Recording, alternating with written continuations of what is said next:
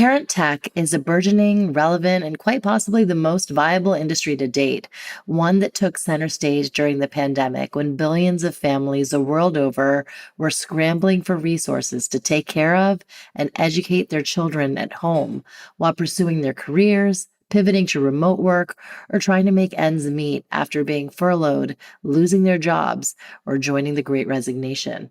According to Wonder, the market size is over $1.2 trillion. Parents with kids ages newborn through college. The expenses are never ending, and the experience can be siloed, so parents are desperately seeking solutions that provide connection and a means to streamline their lives. Today, I'm joined by trailblazers in parent tech who range from those who have created a sizable community and brand offering to those embarking on launching and scaling their startups. We all have one common goal in mind: being of service to parents the world over. On today's panel discussion, I'm joined by Michael Perry, founder and CEO of Maple, who's my co-host for What Matters Most. And his website is growmaple.com. Michael is based in Oakland, California, with his wife and two sons. Charlotte Michailidis, she's the founder and CEO of Parenthood Ventures, and that's parenthoodventures.com. Charlotte is based in San Francisco with her husband, son, and daughter.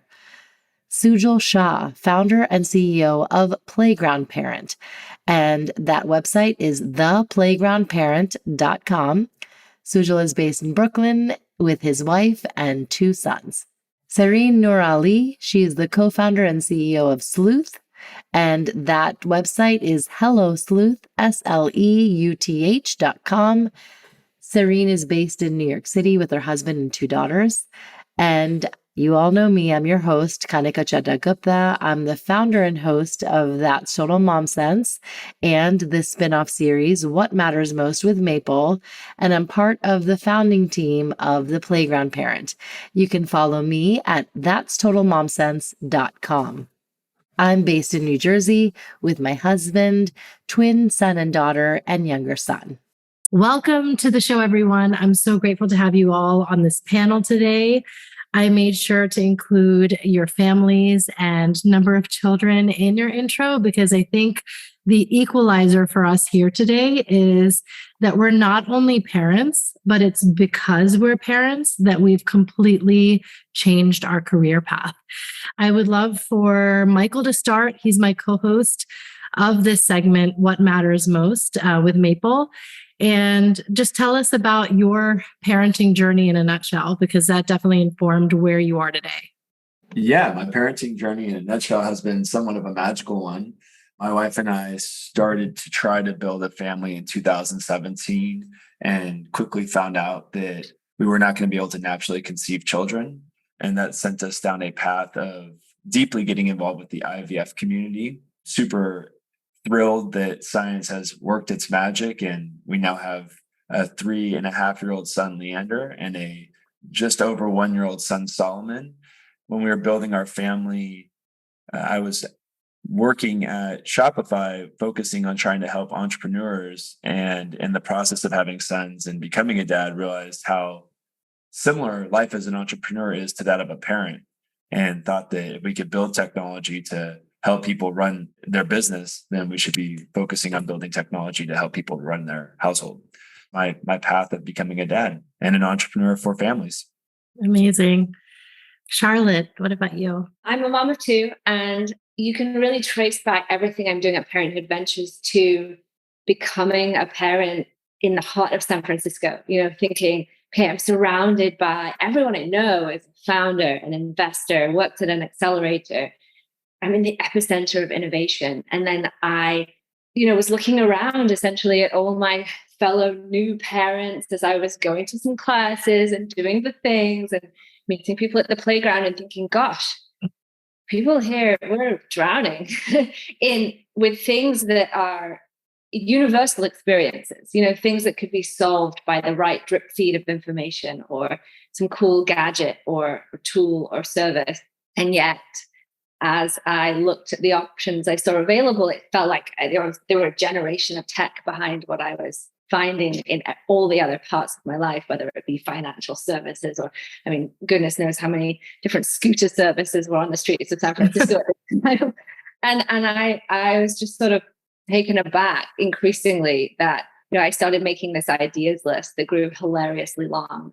And then my background is in sort of strategy consulting, and started thinking something's broken here. Something must explain why it feels like innovation has not landed when it comes to products and services for parents and kids, despite the fact that this is one of the more universal experiences. And the needs evolve in a pretty predictable pattern. And then even things that feel niche, fertility is a wonderful example, right? Back in the day, you'd think, wow, that's a small subset of people. But actually, when you roll that up across the United States, it's millions of people. There's so much potential to sort of alleviate suffering and allow us all to focus on the joyful parts and the fun. And it just wasn't happening yet. So that was sort of the impetus for all of this. Sujal. I spent a lot of time not being a parent. So I came to being a parent later in life. At the age of 44, I had for my first child, which got me grounded in my ways, I think, a little bit further. And my only experience, like many of us, is in parenting is from how my parents raised me. That was in an analog environment, that was in a generational and cultural different environment in terms of parenting and styles and information and access and all of that. But for the longest time, I kind of put that at arm's length. And the minute you become a parent, your whole world changes, right? As we all know. And everything is about that child and everything to raise that child. So I quickly started seeing a lot of similarities in how my dad raised me, in how I was acting. And I realized that I wanted to do better. And my dad was great. My experience was great, but there's more information. There's better ways of doing things. And that information is more accessible. So for me, having built e-commerce and digital media companies, VC-backed ones, and exited them, I had spent a lot of time trying to understand content, commerce, and community. Those are the 3 C's that I spent a lot of time on. And I did it almost the reversed order, which was commerce, then content, and then building communities. What I realized as I flipped the switch into parenthood is that this community is amazing. It's an e-commerce person's dream from the perspective of the organic nature of parenting, the ability for the aspirational nature. We all want, even if we can't afford it, we all want the best for our kids. And the fact that there was so much to do every day, like similar to what Michael was talking about in terms of, needing tools and things to help you get through the day. Because what I found is my most important commodity in a day is time, right? And I think a lot of parents would agree with that. So wanted to improve my version of parenting, wanted to access more information. But what did I find? I went online. This is during the pandemic. I went online and I saw that there was millions of groups out there, right? So, but fragmentation was the first issue that I saw. Moms of Greenpoint or dads of, LA, or, there's all these fragmented, super hyper local or niche groups, which are amazing and effective. But I was looking for something different. I was looking for a place to belong as a dad. And I saw the siloed nature of what we saw out there. There was a lot, dads are often, not as in the forefront with these communities, or not even given access to some of these communities. And then there was an access problem I saw. So 3 problems: fragmented, siloed, and access. Access was around. There's oftentimes a paywall and subscription, which is necessary, but oftentimes, there are myriad ones you want to access, and you've got to pay for each ones. And I thought that was the end point. For me, I was looking for the starting point, a place to belong, a place to feel like I can get diverse experiences from other parents, and a place where, I could ask questions quickly, get answers quickly, and make daily decisions. Because I have this whole list every day. I come up with 50 questions, right? Go to Google. And Google is not necessarily efficient, though it has a lot of information, but it's time suck. But then I'd spend a lot of time at the playground. And I was at the playground as a dad during the pandemic. I met moms, dads, different parent types, different economic backgrounds, different age kids, different family structures. But we immediately, without even knowing each other, would start sharing information about our kids and what they did and what products and what recommendations and how did you deal with X or Y. And that was such a valuable set of exchange, but I only got that for an hour or 2 when I'd go to the playground or a group activity. So the idea was, how can I replicate that online? So all parents can access it. And there's such great information exchange that I want to unlock between moms and dads, that I think that there's value to creating a space for one of the largest communities in the world that has never been aggregated en masse. And Sehreen. I think it's really similar to what everyone was saying before. And there's this undertone of like parents are kind of missed as a market, which is very ironic given how much we spend. And technology didn't really take it seriously. There's a lot of things that don't take it seriously. People will sell us games and toys and educational apps. But what Sleuth is premised on is that caregivers actually have a lot of expertise that when you use thoughtful technology can extract that expertise and help another parent. My background is I have two children. I was really lost when my first daughter was born. I didn't really know what was going on. Both my children, I have kind of a normal, typically developing child, and then I have a child that has health issues. Even with my typically developing child, I had no idea if what she was doing was normal. I'm not a person who posts online about my children. I'm very, very private about their information. And so it was a real struggle to get personalized insight on what to do. And so just by happenstance, someone was like, why don't you call your doctor and ask for early intervention? And it was there that I started getting a little bit more answers. And she grew out of whatever kind of, OT deficit she had. But when it came to my younger daughter, I actually had to leave my job to figure out what was going on with her. And the best information I got was from other parents. So I would like scour these like 30 Facebook groups and say, hey, like, who's the best doctor for this? Who's the best doctor for this? And when I met my co-founder, Alex, he was about to become a dad. And I think fatherhood is such a strong theme right now. And I'm so happy to see fathers kind of get their due, the modern father get their due. And Alex was like, I know that I want to work on things with children. I'm about to become a dad. And as a data scientist, he looked at the problem I was facing and the problem that I said, listen, there's so many parents out there in the world who are helping each other, but everyone just slams the mom groups. I was like, the amount of power these parent groups have in terms of just helping each other fill in the gaps of information, whether it's at the playground or about the doctor's office or our school, is tremendous. And artificial intelligence and machine learning hasn't touched it. And that was his point to me. He said, when you crowdsource that information, what you're seeing is real. What you're seeing about parents helping parents is a real source of data. What happens when we don't dismiss that and we actually take that and create a search engine out of it? So tell us about your companies so that the listeners can follow along and look you all up. Yeah, so Maple is a web and mobile application. We help over 50,000 households now. The focus of our product is to help families better plan and manage their home collaboratively. So we built a suite of tools on our platform to organize the home through what we call plans. So anything from a grocery list to your bills and finance to summer camp to your kid's school schedule. And inside of each of those plans is a set of tools to be more collaborative on the load, establishing the work through to-dos and events, sharing documentation through notes, and having conversations through Maple's messaging product. And in addition to that, we've created an ecosystem that allows for any household to publish those plans that they've created to work with inside of their own home and allow for other households to use those blueprints that have been created to cut down the administrative time of planning. So we've been on a journey now. We're a venture-backed business. We have been only available in the US and Canada. And by the end of this year, we'll be opening up to 5 other countries. We're really excited for 2023 and hoping that it's a big year that we can get more equity established in the home for the work. So Parenthood Ventures is a platform for early stage startups who serve parents and children. So everything from reproductive health and fertility all the way through when the kids fly the nest. And ultimately, our goal is to sort of put this sector on a map and help it be more possible to build in the space and help parents discover what's out there that's really sort of exciting and emerging. So this month, we're celebrating passing 400 startups in our community who've collectively raised more than $350 million in funding. Alongside our founder platform, we have an expansive investor network of venture investors who have an interest in the sector. And our next phase, which I'm particularly excited about, is to include angel investors. So parents, essentially, we've all gone through these journeys. We've all become experts in things we may have never wanted to become experts in. Who is better positioned to assess which of these ideas is going to make it, right, than somebody who's sort of lived the journey and really knows what's already out there and what the alternatives are and so on. In terms of the problem we're solving, so we've touched on a lot of the themes around this already, but it's the combination of a few different factors. And ultimately, the biggest one's probably inertia, right? The cultural norm that you just suck it up. You're just not going to sleep.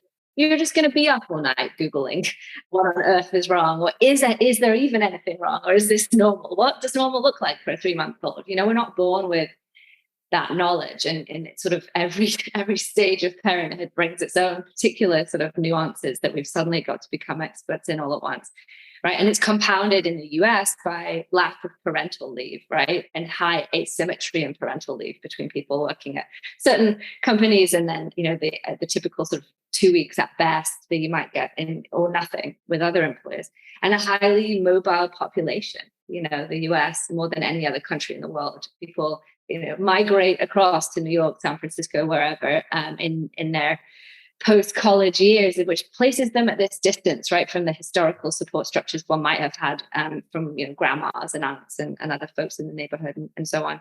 Secondly, the people funding and building the products historically have sort of sat inside of a relatively small number of big corporations, right? They might run a few focus groups and be like, oh, we're going to roll out a product for this, or we're going to do another line of bassinets or what have you. Very rarely standing literally in the shoes of a customer, a postpartum mom, or a couple trying to juggle through figuring out the change in their relationship with having a new baby. Otherwise, I don't know how else we can explain how we spent so long with breast pumps that needed tethering to the wall to operate, right? I mean, within one instance of doing that, while juggling a toddler and everything else, you're sort of like, this makes no sense. And then historically, the people who could have built something really authentic to really address the needs of the customer have had zero chance of being able to succeed in doing so, certainly in a tech-enabled, highly scalable way, right? When they're sort of in the thick of the journey. Because first of all, they're siloed across traditional tech subsectors, right? Someone working on a fintech for kids will probably never meet someone working on a health concept or a consumer good, a diaper concept. The hardest part is how do you find and really effectively serve? But there was no peer group to collaborate on that. Innovation thrives when you bring people together. And these, founders, as I was starting to meet them in developing Parenthood, I realized they didn't know each other and they were blocks away. In San Francisco, that first group that I sort of met. And then funding, right? Even if you decide to go for it, even if you have the great idea, how do you access the funding when the people holding the checks are sort of a very demographically archaic group, right? Of either young white guys without kids, don't find this stuff very sexy or interesting, or they might be a partner to VC fund who have older kids or have been able to outsource a lot of the really roughest parts of parenthood, right? Either to a stay-at-home spouse or to a domestic worker and so on. So they don't viscerally get the fact that this is a problem that can or should be solved and that there's willingness to pay and all the things that a VC needs to see in terms of actually making a decision to invest. So for the whole combination of all these reasons, it's basically really impossible for innovation to flourish. Sujal. As I mentioned, I'm trying to replicate this amazing experience that I had at the playgrounds or group activities when I go meet other parents. And it's this kind of trust level equals 1 because you're a parent. And that is enough to start the dialogue and share information and take valuable information to help make my own decisions on what I need to do in a day. So building on that, we're creating a positive space where, we're promoting this very simple thing that we tell kids. If you don't have something nice to say, don't say it. So that's kind of the mantra by which we're coming to the table. We're solving 2 big problems, I think, that at least I have found. One is time and efficiency. That's what matters most to me as a parent. And in our surveys, which we've done to hundreds of parents and just in our anecdotal talks, time is the most precious commodity. So that's the one area that we're spending a lot of time and how do we make the online interactions and time spent on our platform valuable to a parent and saving them time. The second is similar to break the silos, unlock that valuable, rich experience across parent sets, not only from sex, but from geography, right? You're seeing this tremendous amount of these hacks that they're shared on Instagram and TikTok and et cetera. How do Japanese parents do math? Or how do these parents teach X or whatever it might be? For the things that make you laugh, things that educate you, how to do something different, but it's everywhere. It's so diverse and dispersed. We want to bring that into one place where people can access it again and save time. So where we are, we're probably the newest one out of the group here. We've been heads down for about 8 to 10 weeks, building, as Kanika with Gaurav, our other co-founder, building a really robust platform from the get-go, which includes forums across categories with the ability to add categories, change categories, double down, and there's just tons of functionality built within it. The ability to run groups. So you see all these groups on Facebook, and now you're starting to see more on WhatsApp and various other places, but people now are starting to have 8 to 10 different groups in different places. So naturally, if we build this aggregator or this core, that's churning with all parents joining and we can get to mass, I think groups is a natural place for people to create, build, communicate in their groups, and then also acquire new parents into those groups if they need be. And we're doubling down similar to Michael on chat. We've also built in a chat functionality with group chats. So I'll give you a fun example. Our PTA from my school is piloting this starting this week, where they have, 10 different classes, and the PTA can communicate with the group, and each set of parents can communicate with each other in their own sub-channels, which is a need that's been coming out more and more. And we think we could replicate that across so many different groups and activities and kids. So we're 8 weeks in. We're going into beta, closed beta. It's invite only at this point in time. Only a couple hundred will be starting this week. And if that goes well, then, obviously the sky's the limit. We'll go out to raise capital.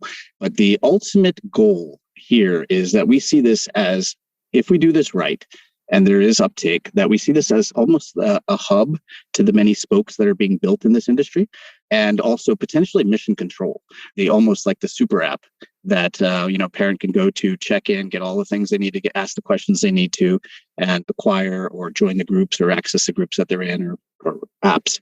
And again, save time, but have one place to do it. Sehreen, tell us about Sleuth. So Sleuth is a search engine for children's health information. So in 1950s, generations before us had Dr. Spock. In 1990s, we had WebMD. And now it's almost 2023. Where do we go for children's health guidance? And that's really the problem that we're trying to solve. The internet doesn't yield reliable information. You spend hours just digging on symptoms only to go to the ER or your physician, when oftentimes you don't have to, or there's something else that you can triage in the moment. What we know is that 97% of parents are looking online for information about their children's health, but only 24% of them are satisfied. And that's the gap that we're going into. And so what we do is we solve the problem for the parent that's asking, should I be concerned, and what do I do next? And our approach is that we give parents concrete benchmarks for a concern or a symptom. So when someone is saying, is my 18-month-old child, are they verbal enough? What does that mean? What is the kind of information they look for? What they're looking for is actual data. They want data about what's considered kind of within that broad range of normal. They want to be able to put their children's own symptoms so they can track their child and they're in our system. And they want to be able to take assessments. And so that's what we offer. You'll be able to have a library of resources that matches your search. We have broad coverage. So right now we have 18,000 children's health histories directly from parents. And when we launch in January, we're going to have 50,000. And so wow. We're very deep on data related to behavioral, to mental health. Our ADHD data is out of this world. When parents go to, have a symptom that might be related to ADHD, they take something called a Vanderbilt assessment. We are outperforming that. And that is not only a testament to the strength of our team, but frankly, the lack of innovation in children's health helping parents, right? So with the right team, maybe someone could have done this a few years ago, but they haven't, again, because technology has not really applied itself. Cutting edge technology hasn't applied itself to children's health information. The real, magic here is that we're crowdsourcing information from parents about symptoms, conditions, specialists they saw, resources they've used. And that's what we can prove is useful to parents of a similar child. And the data that we're getting is representative across the entire country. So we know that we have a coastal bias in the way that technology products are made, and we're very proactive that at each point, we're trying to address that in our own way through data collection and also just the way that you approach it. And so one thing that we've seen in our data on ADHD, which is so accessible, is that we're seeing amongst the top 5 interventions that parents talk about and recommend, it's about parenting style. It is literally saying, be more patient with your child. And so it's pretty incredible. Parenttech Ventures has been on the rise in the past 5 years. And just as a stat, U.S. venture-backed parent tech companies attracted $1.4 billion in 2021, according to PitchBook. And that total was actually larger than all that was garnered in the previous 4 years combined. So what are all of your thoughts on the growth potential of this sector? So Parenttech, you could say, sits within this umbrella term of famtech, family technology, care economy, sometimes is another term that gets thrown around. This is a very nascent space, at least in terms of recognition, not so much in terms of need, that spans everything from elder care and honestly private equity and the industry, the sort of finance industry has sort of started to recognize that one decently early, right, in terms of the investability there. But you've got elder care all the way down to the young years, and perhaps the most overlooked of all, right, is disability, right? Long-term, adults with long-term needs, whether their siblings or relatives and so on. And there's even more perhaps of a vacuum there in terms of tools and services to help address those needs. But our focus here today is parent tech. So technologies and services that support parents, and everything from intended parents, which is a sort of term we use for folks who are looking to become parents, maybe need support with reproductive health, or maybe sort of take the traditional pathway to parenthood, all the way through when the kids leave the house. And then obviously, someone like a US president, parent is a role that we retain for life. So there's some, there's sort of obviously dimensions that continue on with. But if we focus within the core of Parenttech, people say to me, well, isn't that sort of niche? It feels a little small. I guess people's minds perhaps go to baby, that sort of blink and you'll miss it phase at the beginning of parenthood. But if you run through some of the key pillars, I guess, of Parenttech, you start to realize how enormous this is, right? You've reproductive health, pregnancy, maternal health, early child development, childcare, caregiver coordination, tools like Maple to help people actually function as a unit better, durable goods, strollers and bassinets, and consumable goods, diapers and wipes, pediatric health, huge, all of privately funded forms of education, right? Whether it's alternate schooling or supplemental tutoring and those things. Fintech to help parents thrive as a household and save for their kids' college funds and so forth, as well as tools for kids themselves. All of the independent spending by teens as they kind of start to take control over actually their own buying decisions. Supporting parents through difficult times, right? Family court, social services, pediatric bereavement, miscarriage and loss, co-parenting after divorce, huge numbers of solo parents out there, solo by choice as well as separated parents. And then it's not all the serious stuff, right? You've got the toys, the fashion, edutainment and media and so on, and gifting. We're coming up to the holidays. I think especially among millennial and certainly among Gen Z parents, right? There's this desire to get less random stuff, but actually to direct our relatives and loved ones to getting things that we really need and want, and reducing the waste that can be associated with not getting Right. things that are helpful. So this is huge, right? It's more than $1 trillion in spending every year in the US alone. This is not a niche. And then a few themes around why at Parenthood we're really excited about it. There's convergence from a few sides here, right? On the customer side, self-care and wellness, right? People actually realizing that it is okay to buy the product, the tool, the consultation with an expert to sort of get ahead of lost hours of sleep or reduce performance at work. Like the opportunity cost of not doing is huge, right? If you lose your job or your performance goes down and so on. And not only individuals prioritizing this and understanding the return on investment, but also employers, employee benefits, and insurance companies, health insurers, and even governments. We're facing a population crisis in certain countries, right? Because people aren't having enough kids. Why? There might be a part of it that's because parenthood is really hard, especially as a dual career household, given the existing historic tools and services, right? Inclusion is huge, as Sujal mentioned. Designing for dads, not just defaulting always to designing for mom. And at the end of the day, like before we have kids now, you talk to any couple pre-kids and they consider themselves partners, a true team, right? And it's very strange that then the baby and juvenile industry thinks there's this like magic flip where like you have kids and then everything's pink, everything's for mom. They're going to completely shift their roles. And I think there's an increasing dissatisfaction with the fact that does still occur more often than it should. And that's where we need to design for a team.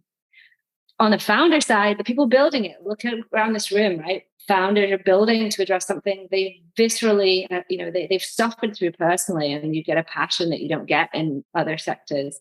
And they're more likely these days to be investable, tech educated. If, post-COVID, you can access an incubator remotely. You can pitch investors remotely. You can use self-serve tools and platforms, Calendly and, Stripe and all the rest of it. It's self-serve, it's pay as you go. This was not true a few years ago, which is super exciting. And platforms, just casual little plug, but platforms like Parenthood, right? I'm thrilled to host all the founders in this room in Parenthood. We've got 400 founders that can now meet each other and collaborate and partner or just get some camaraderie right in the journey. Then the last one would be funding. So VCs are starting to get it. Why? Because there's women in VC now, it turns out. There's moms in VC. As VCs age into parenthood, there is a dramatic shift in their perspective in terms of getting these concepts and finding them interesting and investable.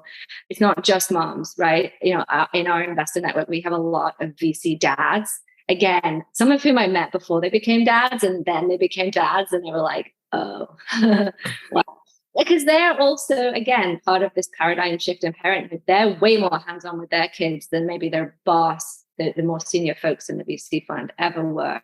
And so I think that this is just on so many fronts an exceptionally exciting time to be in this space. This is a situation of multiple narratives where I think a lot of things are true.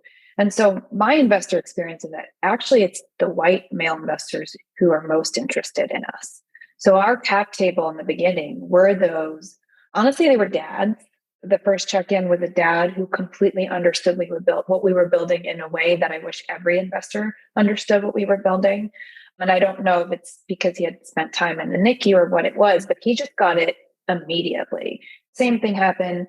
Gary Vaynerchuk is an investor. He gets, slammed a lot for being one way or the other, but he was resonating with support. It was almost like magical the way he just understood it.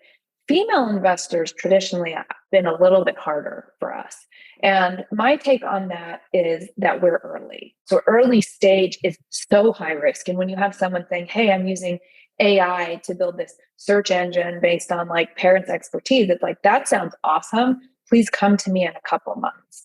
And I respect that very, very much because I think it's very hard to be a female investor in this landscape.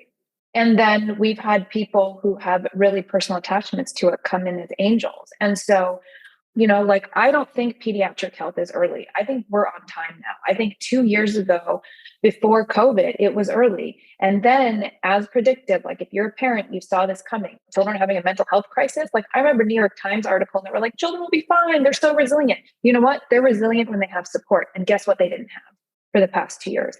It's like an elephant, right? And we each see things from that story. We each see where we are. And I think there are multiple narratives. And I think what Charlotte is doing is God's work, because she's bringing us all together to say, what would happen if we could all take these multiple perspectives, all these stories that are true, and really go full force into this market using technology to solve the plethora of challenges that can be solved right now. Absolutely. We do have to wrap up. I wanted to go around and have you all share some parting advice, especially for the parents that are tuning in. If there were any resources that you turned to that helped you along your journey. I have Fair Play here. Fair Play is a book that my husband and I both loved reading, and there's a documentary out by Eve Rodsky and Jennifer Siebel Newsom directing. And I feel like that really changed the narrative for parents. And, speaking to Charlotte, Michael's, mine, Sujal's point again, is parenting is a team sport. And I think we've seen that very obvious shift in the household. So if you haven't read that already, read that. And then Charlotte recommended this on a podcast that she was featured on. It was Agents of Innovation with David Knies, and it's Tending. This is your mentor, right? Amy Henderson? Amy's a wonderful human. I can't wait to have her on the show too. But yeah, let's go around. Charlotte, you can. Okay, in terms of things to link to, well, if you're an investor who happens to also be a parent, I think look at the articles that are coming out, right? TechCrunch and PitchBook. It's only in the last year, right? We've even seen articles with Parenttech, family technology in the titles, right? Again, those things are really influential in shaping opinions about the space and driving excitement. So definitely, check out all of that good stuff. And then to the non-investor parents out there, don't suffer in silence, right? It is more possible than ever before to build something that you wish you'd had or that you still need today. So I want to put that just directly out there. If you have an idea that you have been really thinking like, we need this needs to exist, now is the time more than ever before to actually give it a try. Behind every one of these startups, right, is a human who's lived through the same trouble, right? Whatever the challenge is, whatever the theme is, right? So engage, give feedback, support founders. We have a great newsletter which includes something called the Sandbox, where parents can test out new products, give feedback, advice, and so on. The more you can share about if something could be done differently or could better meet your needs, the better, right? Because then that moves the whole world forward in terms of technologies for parents. So we welcome you to be part of building a better future of parenthood. It's super quick. The best advice I ever got from a very successful entrepreneur was that productivity is productivity. Productivity doesn't equal time. And so I think a lot of parents are strapped for time because of their unique situation. And that really helped liberate me as a mom of a child with medical needs. I felt like I was really fraying at the edges, but giving permission to know that productivity, not equated to like 10 hours in a day, was really helpful. This whole idea of paying it forward, which is a concept that we all talk about, but as a parent, I think it's the most important thing that we can do. I was talking to my sister who's on the other side of this equation, where she has she's an empty nester now. And when I talk to her about what I'm going through with my kids being so young, she's like, oh yeah, we did this, we did that. And her eyes light up when she remembers, and she has her experience. She loves talking about it. So I think through the journey of parenting, I encourage, anybody who's listening who has a voice or feels like they, have experienced something that other people may benefit from, to share it, right? On Sehreen's platform, on, in Michael's community, in ours, as we build it, but as in all of them, because regardless of who's succeeding, not succeeding, what we're building and we're not building, the one thing I learned the most from is other parents. And that voice needs to be heard. And I actually am tired. No offense to the clinical psychologists and the academicians and all that. I'm tired of hearing experts tell me as a dad, this is the way to raise your kid. I think there's value in the methodologies and all the things that are there, but we have to make our own decisions. The relevancy is more about hearing that there's myriad other parents who have experienced similar things or different things, and what they did and what they didn't do, because that helps us make these daily decisions. It helps us not feel alone. It helps us feel like that, hey, we're not crazy. This has been touched on already so many times, but it's an incredibly exciting time to be able to build mission-oriented businesses. Very, very rarely do you find industries that can be both Machiavellian and mission-driven. And I feel very proud of the work that everybody is doing to try to make people's life work easier, because there's only one title that is not ever stripped from you, which is being a mom or a dad. That is a forever title. This is our life's work. And kind of like lastly, a bit to Sujal's point, is in the good fortune of talking to now thousands of people over the last couple of years trying to build this company, the one thing that I have learned from hearing so many different versions of advice is that there is no advice. You have to kind of do what's best for your children, outside of medical advice, of course. You have to find the right recipe of things that's best for your family, best for your children. You have to live with those results. And there are so many great tools now to augment that experience and to support that decision-making framework. I hope of it beyond wanting to see more equity in the home, wanting to see more augmentation and more resources and a lower barrier of entry of participation. I think the one thing I very deeply, deeply hope I see over the next few decades is like less parental guilt and parental shame, relieve people of that pressure a bit. Everyone's trying to do their best. But thank you so much for joining me today. I feel like the conversation is just getting started. We will have a part 2 and 3 and so on, because we have so much ahead of us in this world. And I'm so glad to have you all as pioneers in this space. So thank you. Thank you for having us. Thank you for having us. Thank you, Kanika. Thanks, guys. Thank you for listening to today's panel. I feel like we could have talked for hours, and we really tried to consolidate and condense our points to make this a palatable episode. But this is to be continued. It's important to have our finger on the pulse of all that's going on in parent tech. And this is a platform that's definitely going to be promoting it. I launched this podcast because I was so desperately seeking a show that was informative, insightful, inclusive, and inspiring.